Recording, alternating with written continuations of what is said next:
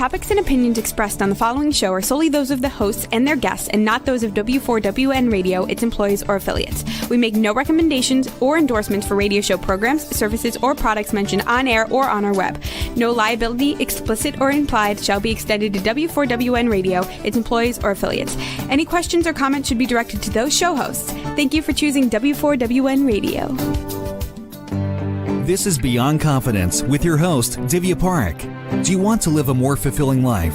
Do you want to live your legacy and achieve your personal, professional, and financial goals? Well, coming up on Divya Parekh's Beyond Confidence, you will hear real stories of leaders, entrepreneurs, and achievers who have stepped into discomfort, shattered their status quo, and are living the life they want.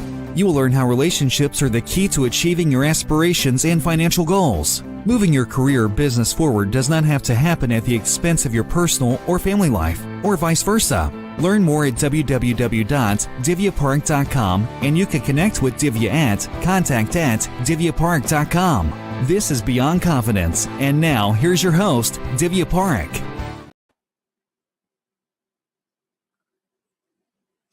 Good morning, listeners. It's Tuesday morning, and I'm thrilled to be here with you because I get to spend time with you. So for everyone who have got our books, thank you, thank you, thank you. A heartfelt thank you, because recently we heard a wonderful story about a global entrepreneur that we were able to help. She was able to get fertilizers and grow a lot of crops, and here's what I can share with you. Not only it helped her family, it also helped her kids to go to a good school. And as y'all know, I'm a fan of education, because here's the thing, folks. Education is just information if you don't do anything with it. If you sit and if you understand that education becomes knowledge, and when you take that knowledge and you implement it strategically, it becomes wisdom. It becomes a way of life. So for any of you folks who is looking to have a mindset makeover in minutes, definitely check out our link. And because what we have done is we have brought the nuggets from world-class experts from their books right here for you to digest it in a matter of minutes and have that mindset makeover. And as always, I'm inviting you to have 1 hour set aside every month and help somebody out. All right, folks. So without further ado, let's bring our guest on. Welcome, Nina. Hello, Divya. So how are you this morning? I am really good, thank you. So tell us, Nina, if you recall a moment from your childhood where anybody left an impression on you, or if there was a moment that still stands out for you. Wow, this is a great question, because there has been so many moments, really. But I think one moment from my childhood that I remember was my mum was walking in front of me with her friend. And for some reason, and I don't know why, as a young child, I had this conversation in my head going on, like, what is life about and how do you develop? And then the comment that my mum's friend had made, that you cannot just be living with an attitude, God made me like this, so that's how I'm going to carry on, really struck a chord with me. And I don't know where it came from. Obviously, I was just a young kid, and why was I even thinking about kind of life and so on? But that comment, I remember precisely where we were when I heard this, and I thought, this is something to really take on. To me, it was a message that you have to continue to develop and continue to better yourself and continue to educate yourself and continue to learn. And you can't just accept that this is how I am and this is who I am and this is it. So this was a big moment for a kid. It is a big moment. And when your mom's friend made that comment, what went through your head? What went through my head is that I have to really, somehow I felt like I have to really take it to my heart and always remember it, and never settle for what is, and always kind of challenge myself to go further. That's amazing. I mean, seriously, that, when you're a child and thinking that you gotta go more for the best version of yourself. So as you grew up, what were your interests in life?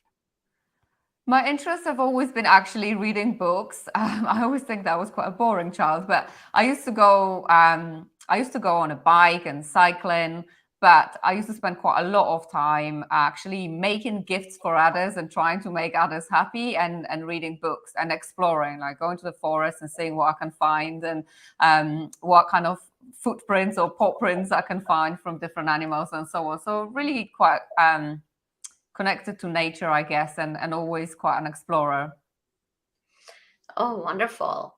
So as you grew up, how did you bring this interests more in your life, or did they peter out?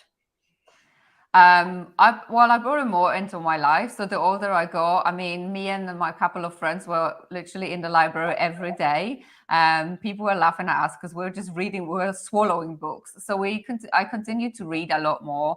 I'm still very connected to nature. I love traveling and I love exploring and I love adventures. But my favorite places to go and explore is places that are quite remote, where there aren't that many people, that aren't so touristy, somewhere where you can really get to know the place and its culture and its history, and so on. And I continued my love for education. So I actually had never stopped, and I finished one master's and I go for another. I'm currently studying the psychology of neuroscience of mental health. So I basically have never left school. And I really like what you mentioned over here, and really never left school. And here's the thing. Life is a school itself. We never leave school because it's a constant learning. And if you do not learn, you're going to stagnate and remain stuck wherever you are at. Because so many times what happens is, as I work with my clients, and my clients will say that it was so profound when this 32-year-old tells me, you know what? I used to be such a perfectionist where I expected myself to do so many things, just everything right. And when I looked at my parents who are in their 60s, they haven't figured out their lives. And why am I being so hard on myself? So, as you mentioned, that I've never left school, we never leave school because there's always another version of you where you can improve things. And that definitely makes sense. So, where were you? Did you go for higher education? And which direction did your career take? Well, I had actually interest in education, and I 100% agree that life is a school, and I treat my life as a school and a master class. And I think that actually no professional qualification can give you the experience that you can get through life sometimes. But my education, so I initially was educated in environmental protection, and my actual qualification was in water purification and sewage. Very exciting. I then went on to studying engineering. But very quickly realized that I would never ever make a useful engineer. So I decided that this wasn't a route for me. I've always really wanted to be a lawyer when I was young, but I felt like back in Poland, I didn't have the money and I didn't have the connections. It just wasn't something that was within my reach, or so I felt. So then I decided to pack a bag at the age of 20. I didn't speak a word of English. I didn't know anyone. And I went to the UK just to learn English, because now I quit university. I couldn't enroll into anything else until the following academic year. So I thought, I've got a few months to do something with myself. And the best thing would be to learn English, because I thought it would be so useful in anything that I want to achieve in life. So I came to the UK. I had to learn the language from scratch, of course. And then I kind of fell into a career of management and leadership. And as soon as I got the opportunity to become a team leader and then a manager, I decided that, wow, I don't really have any experience and I don't know anything about it. So I wanted to have my professional qualifications and life experience and work experience kind of all going in parallel. So I started studying leadership and management, and I spent years doing leadership, management, coaching, mentoring, change, transformation, and HR before getting into psychology and neuroscience. So yeah, a lot of learning in many different ways. But predominantly I've spent majority of my years actually learning leadership and management. So let's go back to the time when you were 20 years old and you just decided to pack your bag. What was your family's take on it? And what was going through you? Did you have any fears? Or it was just the youth, like, yeah, I'm going to go on adventure and see how things unfold and take life by. Well, so I'm the only child, and my mum already lived in Italy at that stage. So I just basically made a decision and communicated it rather than having to ask for permission or anything like that. But of course, I was scared. Because I was on my own, because I didn't speak the language.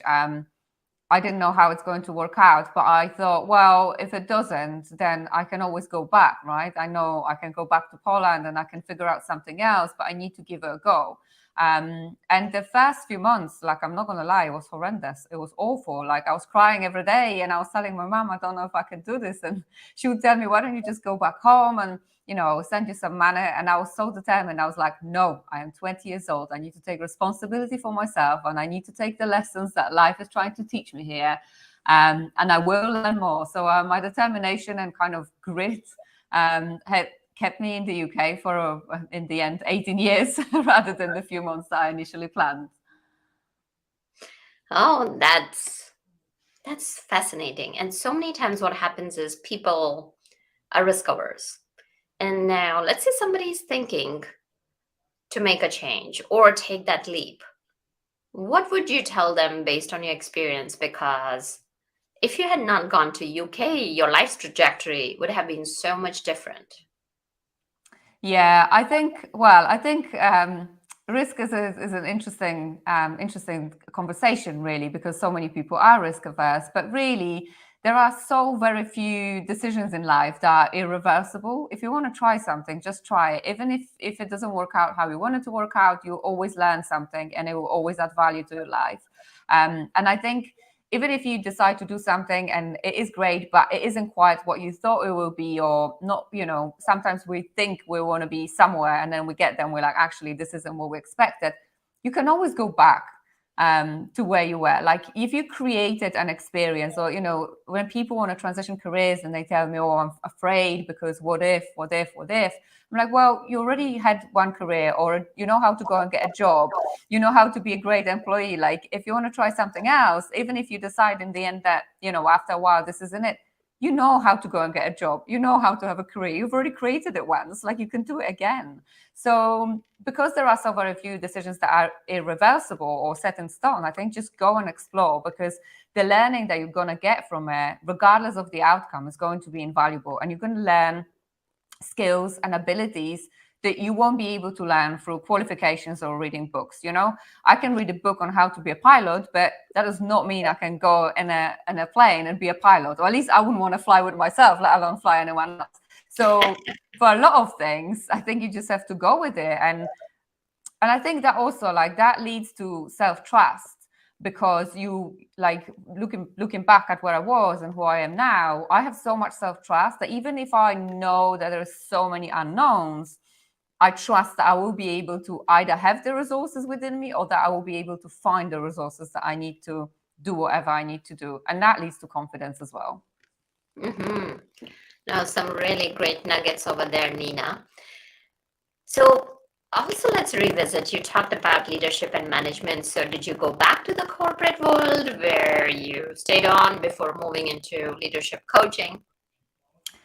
Yeah, well, actually, I had a 17-year-long career within one company in the UK. So since I started, I very quickly progressed to be a manager and then senior manager. And then I ended up developing senior leadership and management training and coaching and all sorts of things. So I spent a lot of years in this area before then moving on to actually reinventing my life again and revolutionizing my life completely, and now working in my own brand and with private clients. So I spent years doing this, and I feel very, very passionate about it, because I feel that the majority of the world, of course, we are all working, and leadership can make such a big difference when it comes to the experience in the workplaces, not just for employees, but for the leaders themselves. So I feel hugely passionate about leadership.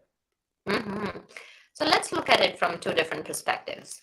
You mentioned that if leadership is awake, or if leadership is somebody who's ready to lead by example, it can make a huge difference in the workplace culture. So tell us what leaders could be doing to bring that culture, especially in today's situation, because there's so many layoffs happening that people who are left behind, not only they have this sword hanging over their head, gosh, I could be the next one. When is that X going to fall? Or what am I going to talk about my next move? Or how is my career going to look like? There's so many projects are being scrapped. And so many teams have been let go, and remaining teams. And of course, people who are left behind, their morale is down because their coworkers are gone. What would you tell our leaders during today's situation to do so that they can bring the morale up and continue to plow through? Yeah, we're obviously in a tricky situation as a whole world, really, but that's something that is not very unusual. Like the world goes through crises kind of on a regular basis in a way. And for me, in terms of engaging people and creating a culture, even through difficult times, is actually leading with authenticity. It's not fluffing things and pretending that things are great when they're not great, and being authentic and honest with people and providing clarity. Because I think often it's the lack of clarity that then makes people wonder. And when people wonder and one person says one thing to another, and before you know it, there is lots of different stories and theories being born. And that breeds fear within the organization. And there's no need for it. Of course, times are tricky and sometimes you want to protect people and don't want to share everything. But at the same time, I believe the authenticity, and you saying as a leader, actually, this is a situation that we have never experienced before, or I have never dealt with a situation like this before. Bringing people onto the journey, I think, is really, really important. Because majority of the time, everyone looks up to leadership for the answers. But with COVID, how many leaders had gone through something like COVID before? It was new for everyone. So everyone was learning. And I think it's really inspiring to see leaders talking about, this is the first time we're dealing with it. Let's have a look at how we can all get on board with this, and what everyone's ideas are, and engaging everyone. Because ultimately, I feel like there's always this divide between leadership and employees, and it feels like there's us and them, but we're all adults. And we're all humans. And I always feel like, within businesses, we recruit people who are capable of bringing other human beings to the world. They're capable of having, a mortgage and a loan for 30 years and whatever. Yet when they're in the workplace, we don't trust them to do the right things. And we feel like we need to tell them what time to be somewhere, what to wear, and how to behave, and so on. We're adults. And most of the time, of course, there are some tricky cases, but these are exceptions. Most of the time, people come to work and they want to do a really good job. I don't think anyone comes to work or gets up and thinks, today I'm going to be rubbish. Everyone wants to do their best. And I think the more you can engage people and the more you can lead with authenticity, the more people will learn as well. When they see you as a leader behaving in authentic ways and being honest with them, that builds trust, but B, it makes them feel like, okay, it's okay to not always have the answers, and having to figure it out, and work as a team and collaborate in order to figure out the right plan and strategy. Mm-hmm.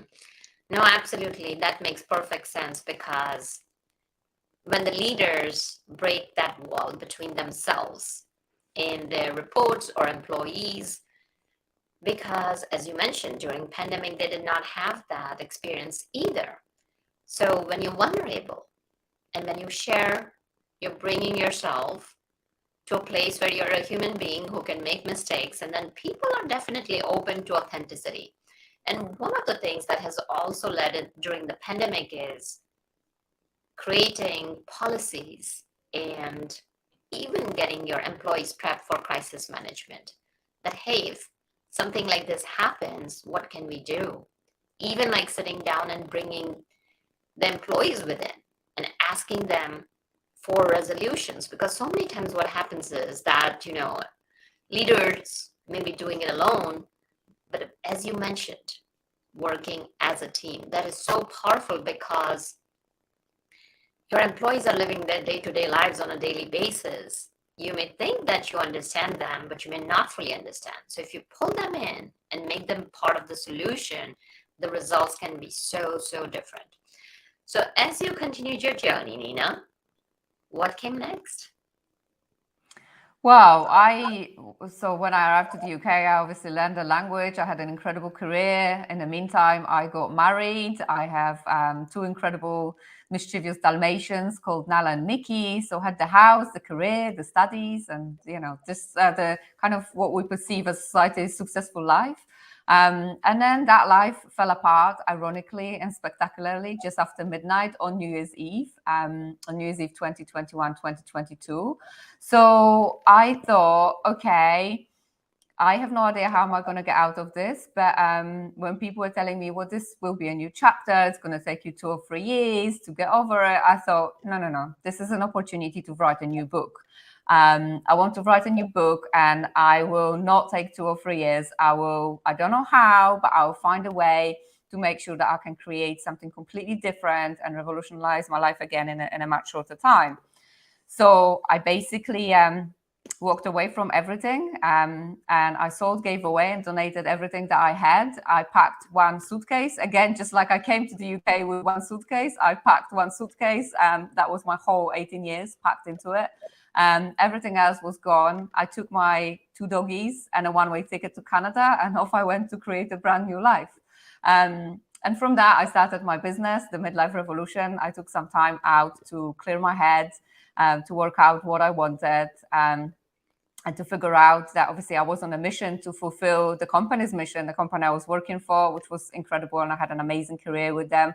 But then I thought, okay, well, if I'm not on a mission to fulfill their mission, what mission is my mission, and what mission do I want to be on? And that's how the Midlife Revolution was born, and a creation of a completely different life.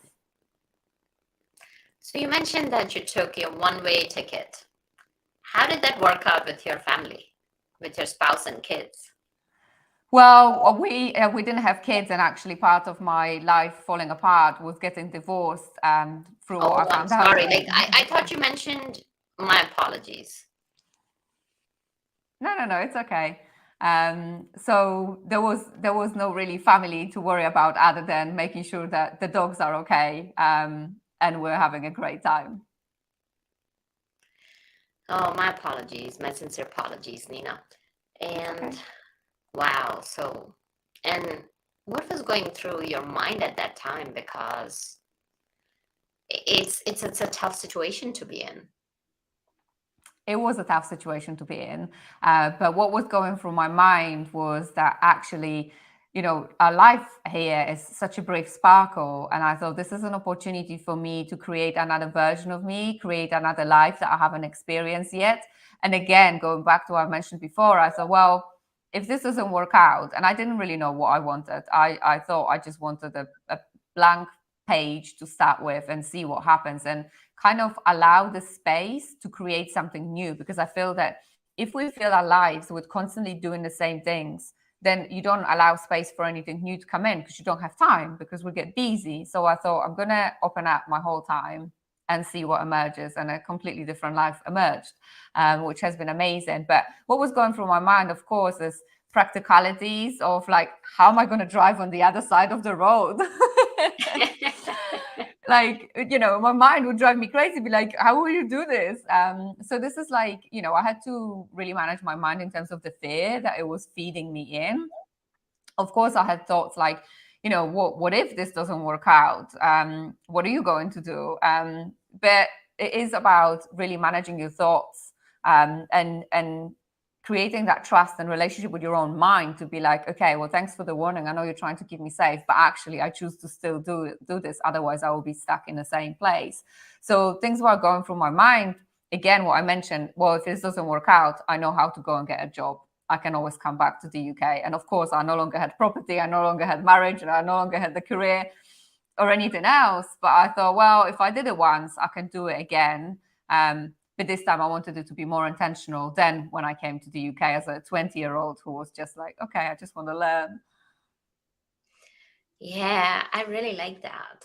What you mentioned about that didn't matter because I had achieved something once, I could go and achieve something else.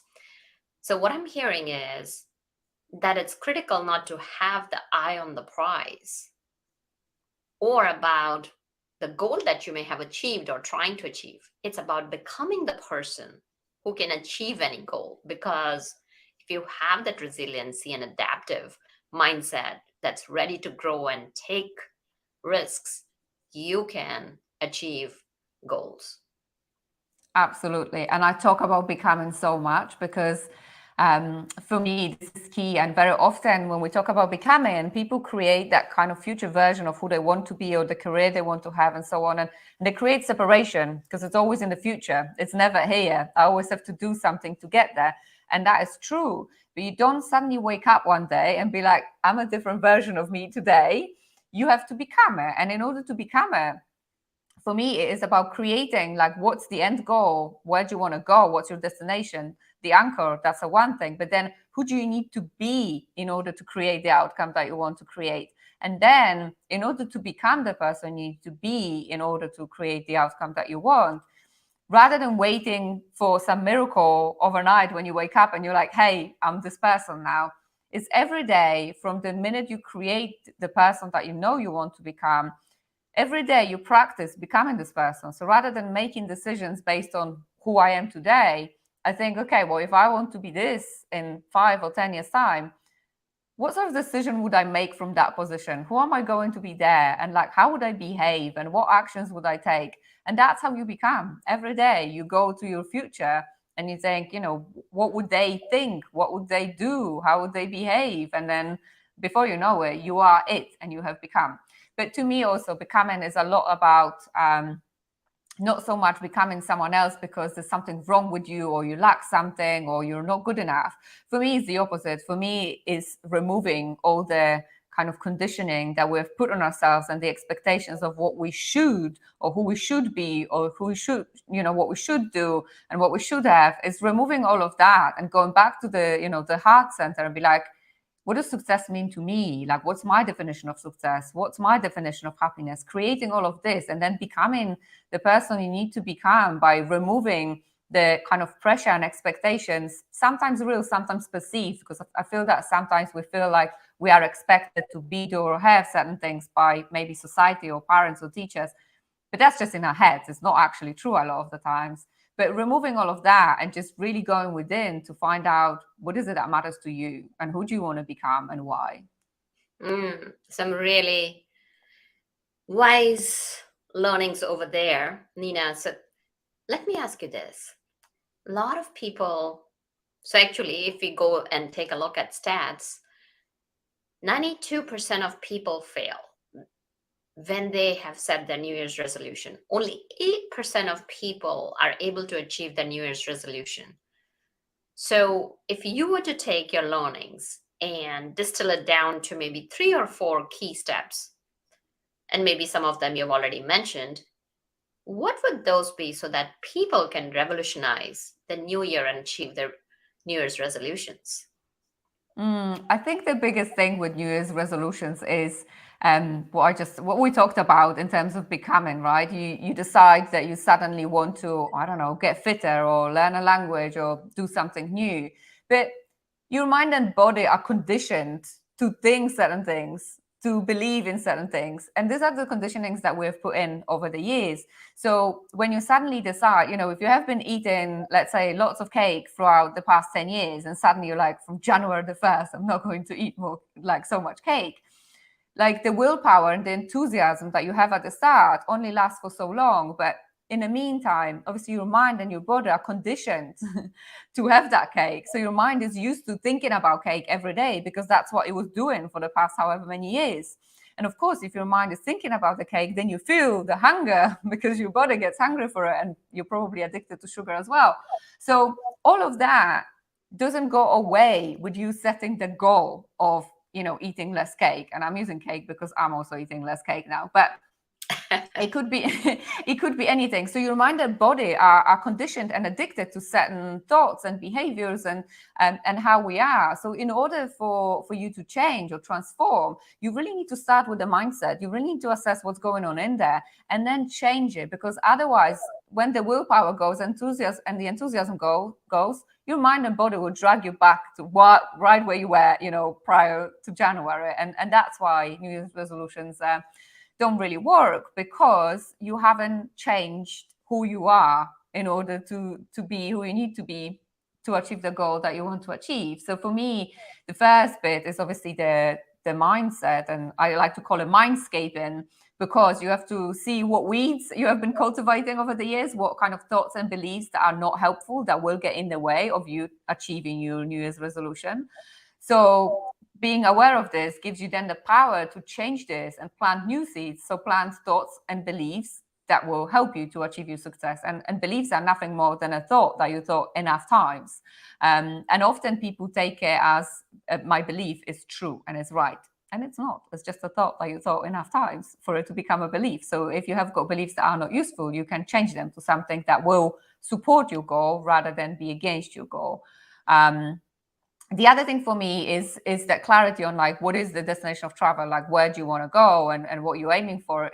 Exactly the definitions that I mentioned. What's your definition of happiness or success or whatever it is that you want to create?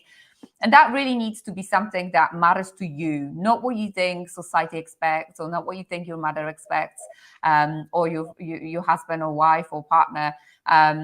What matters to you, because ultimately, like, it needs to drive you. So it needs to be the key.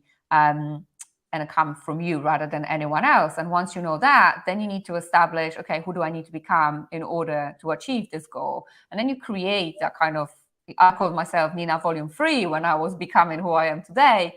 You create that character and then you start becoming every day by making decisions from that volume that you're becoming rather than from who you are today. Because if you constantly just do the same things as you have always done, then you're not going to create anything new. Like, we already know that doing the same things and expecting different results is called insanity. So you need to become someone else.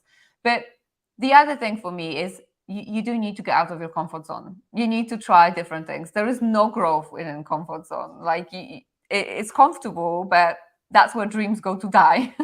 So if you want to achieve something, you need to push yourself. And I think the final bit for me is look for experts, look for masters, look for people who have done what you want to do, look for people who inspire you, and really be mindful of what you're filling your head with. Because if you're filling your head with constant fear and things that scare you, and you're programming your mind to feel like the world is a bad place, well, that's the examples that you're going to see everywhere.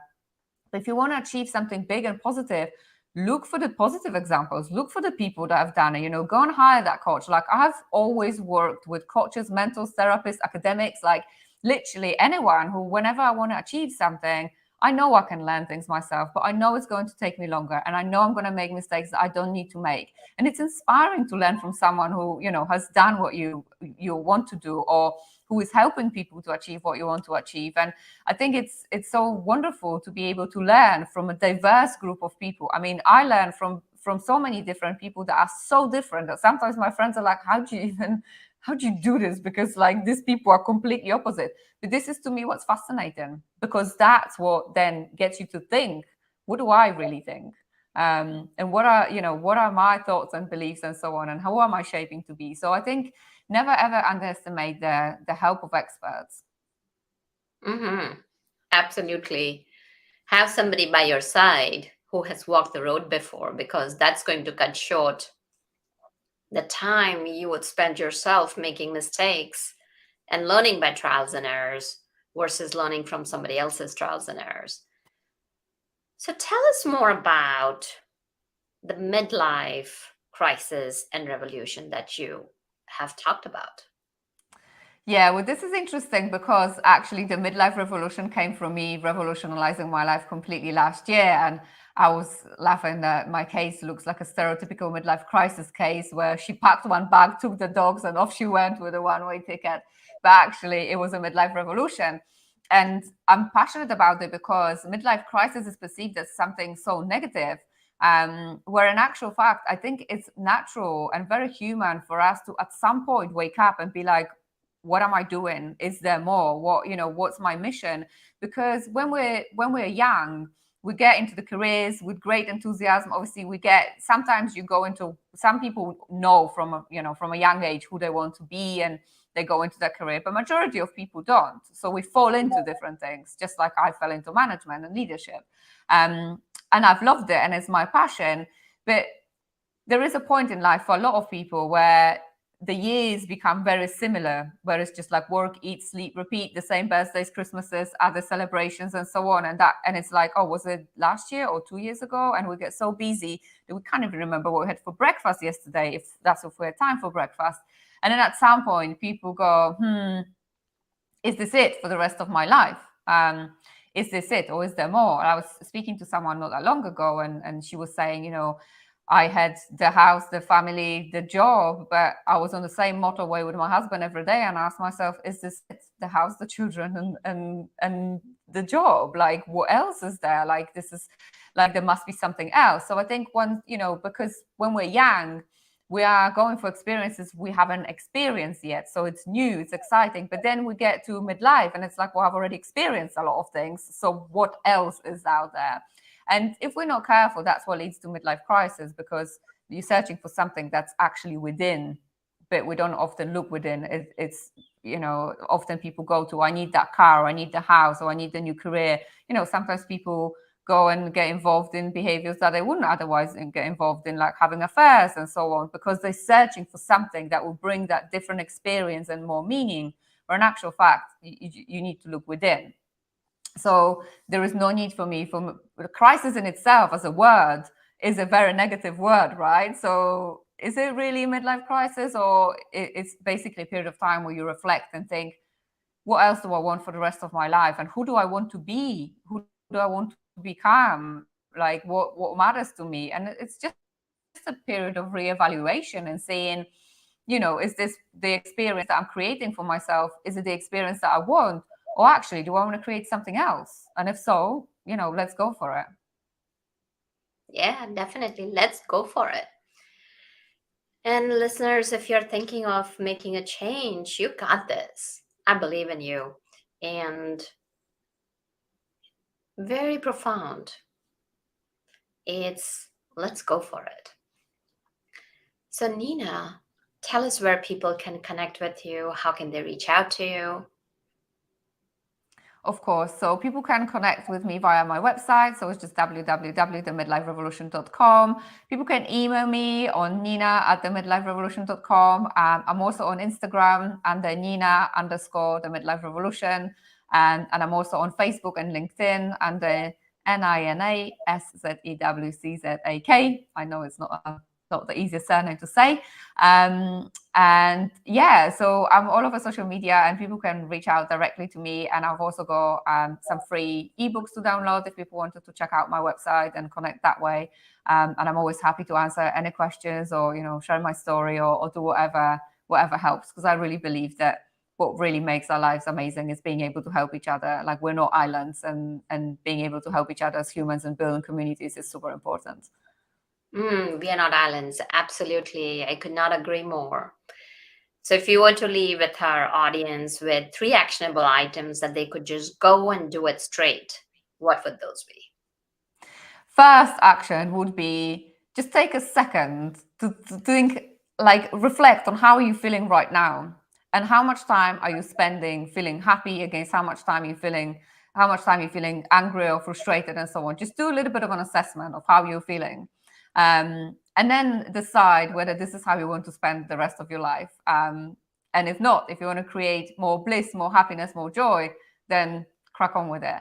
The other thing I think as an actionable thing is, and this week is the week where majority of our New Year's resolutions, go and be put in a box for next year. If this is you and your New Year's resolution is fading away, bring it back. Remember why you set it in the first place. Remember what you wanted to achieve by having it, because it's not the thing or the outcome that we actually want. It's the feeling that comes with it that we're after, right? It's going to make you happier, or it's going to give you freedom or whatever. Bring that back And never forget that, because this is what needs to drive you towards your resolution or revolution or goal or whatever you want to call it. But just go for it. So that's like action number 2 that you can take immediately. And action number 3 is, who do you want to become? Like, who do you want to become? Create that, and basically start working on it every day. Because I believe that the human potential is infinite. It is infinite. The power of our mind and power of our hearts is it's incredible. And the human mind and our body is the most sophisticated and intelligent piece of kit, if I can call it this way, on the planet. And it's free and it's yours, and anyone can create anything. So don't let anything, stand in your way of creating the experience you want, because at the end of our journey on the planet, you and only you will be the judge of how much you have lived and how much you have created the experience that you wanted. Oh, beautiful. Thank you, Nina, for joining us. It was a pleasure having you. Thank you so much for having me. It's been such a pleasure, and I've had a fantastic time, and I hope it was helpful, but thank you so much for having me. I am positive that our listeners will continue to, today, I'm positive they've enjoyed. And also, as people listen to and watch, they are going to be getting a lot of nuggets that they can apply and implement and apply in their lives. So thank you. And listeners, thank you for joining us, because without you, the show would not be possible. And as we have shared, it is not the goal that you achieve, it's the person you become. And when you become that person, your life is beautiful. Check out Nina's website. I'm sure you're going to find a ton of nuggets over there, as well as connect with her. And I look forward to hearing from you as to how we can support you and how we can help you make you become the person you want to be and live the lifestyle that you deserve to. So know that we are here to serve and support you. And thank you, Juan, for making the show possible. So folks, until next time, take care and be well. Thank you for being part of Beyond Confidence with your host, Divya Parekh. We hope you have learned more about how to start living the life you want. Each week on Beyond Confidence, you hear stories of real people who have experienced growth by overcoming their fears and building meaningful relationships. During Beyond Confidence, Divya Parekh shares what happened to her when she stepped out of her comfort zone to work directly with people across the globe. She not only coaches people how to form heart connections, but also transform relationships to mutually beneficial partnerships as they strive to live the life they want. If you are ready to live the life you want and leverage your strengths, learn more at www.divyaparekh.com. And you can connect with Divya at contact@divyaparekh.com. We look forward to you joining us next week.